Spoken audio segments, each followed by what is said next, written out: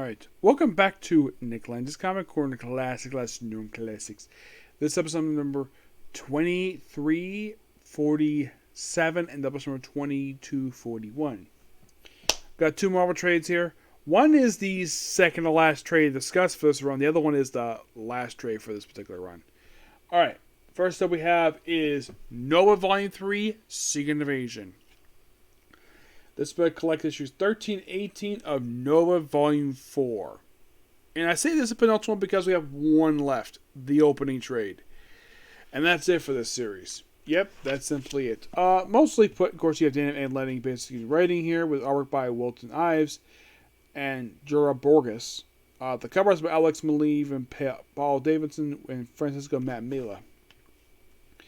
Now, the first two issues mostly focusing on this world with the zombie stuff here. It's really weird. And you have Noah dealing with this at first. Then, of course, basically, and that's just in the first issue. And then he encounters Galactus on this gorgeous splash page here.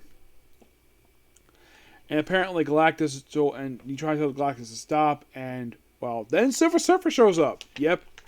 And then basically Silver Surfer fights him, stop. Stop fighting him. And eventually, it's almost like he almost kind of forgot who he is. Oh, now you ready to talk? It's me. What's wrong with you? Want to talk to me? Execution.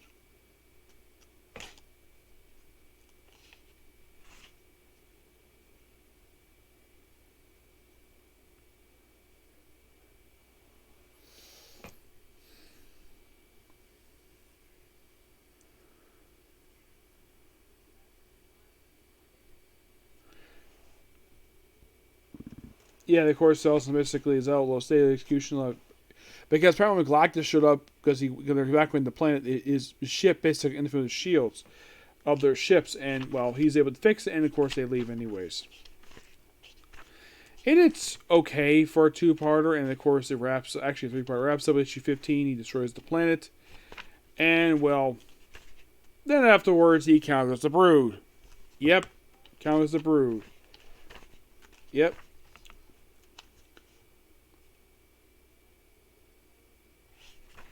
And after dealing with Galactus, and then we have the Secret Invasion stuff, where basically Nova teams up with Super Skrull.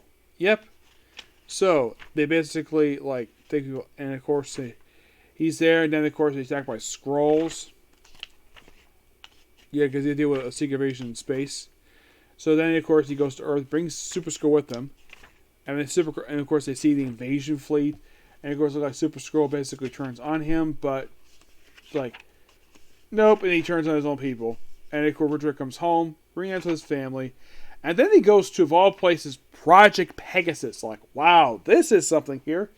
Because, of course, they bring up some of those references to the Marvel 2-1 book, which I'll get to that. So, they think he's a Skrull. And then, of course, he gets there and he gets attacked by Darkhawk. Yes. Who Nova knew from the pages of New Warriors. And that's so convincing, thanks to his brother being there. Yep. So, yeah. So they found this weird tube, which this tube actually contained a fragment of Quasar. Yes.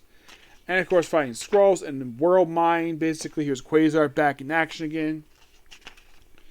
World Mind takes over Project Pegasus. It's a really fun story arc. Yeah, absolutely so fun. Yep.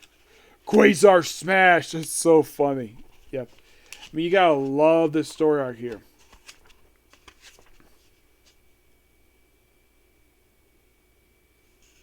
Yeah, and then of course, basically, it's like a mission project beginning, and of course, no fights continue fighting more Skrull stuff. And then a ship shows up here. They destroy the ship. And it turns out then we have the return of Nova Corps. Citation Nova Prime. Nova Corps, return of duty. Interesting way to end this book. I love this book. Give this book a 10 out of 10. Then A. Lenny proves the fact that they're awesome, really good what they're doing. Yep. And keep believing they were doing this book at the same time as Guardians of the Galaxy. But yeah, here's the thing. This book managed to last for a full year longer than Guardians. Well, actually 11 issues longer, because Guardians lasted for 25 issues, while this book lasted for 36. Alright? Next up we have the final trade of Gene Young's run Shang-Chi. This collects Shang-Chi Volume 2 issues 7 to 12. A little fun fact about the numbering for this book. The previous volume for this book is not counted part of numbering, despite the fact that this book is a continuation of that book for some reason. Yeah, it's kind of weird.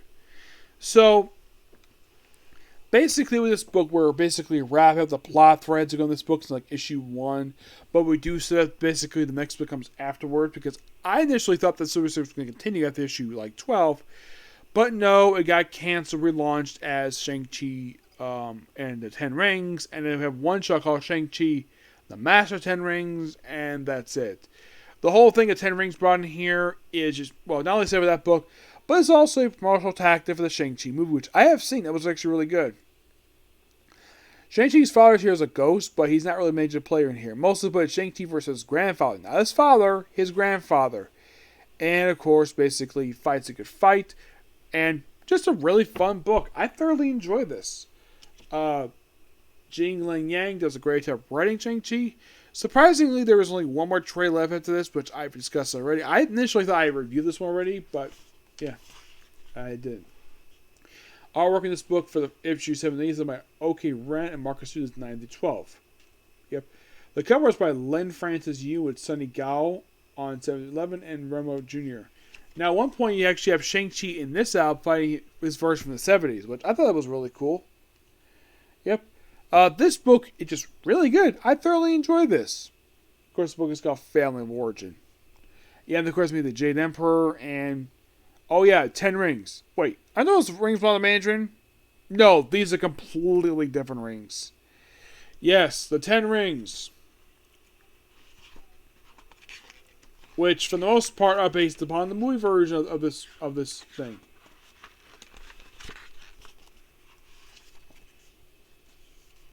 Yes, and we also have Spider-Man Iron Man basically make a guest appearance here. And here are the 10 rings. Yeah, you can still look at them. Yeah, this is clearly based upon the movie version. It's like basically Gene decided to throw in the movie version of, well, the 10 rings. Not Mandarin's 10 rings. Oh no, those are, I think they're gone. Yes, I believe that Karen Gillian had Iron Man retrieve all 10 rings, and basically the deposit, I believe they're kept in Troy. Well, Troya.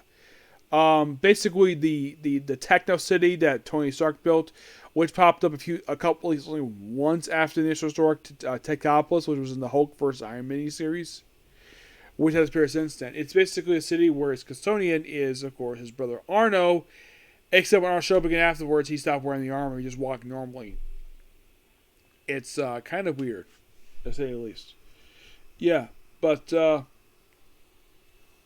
it's kind of weird though. It's really interesting though. It could be weird and interesting at the same time, where basically that they're taking inspiration from the movie.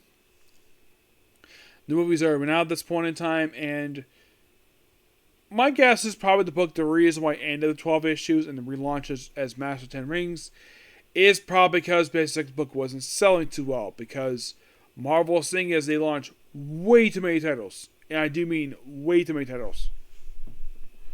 But with this book in particular, we are done with Shang-Chi's this run anyways. You might be thinking, is there more Shang-Chi books left? Plenty. There's the original volume, of course. There is, let me think. I think there's also his just a handful of miniseries for him. But that's it. But this is the first full thing I've done for Shang-Chi.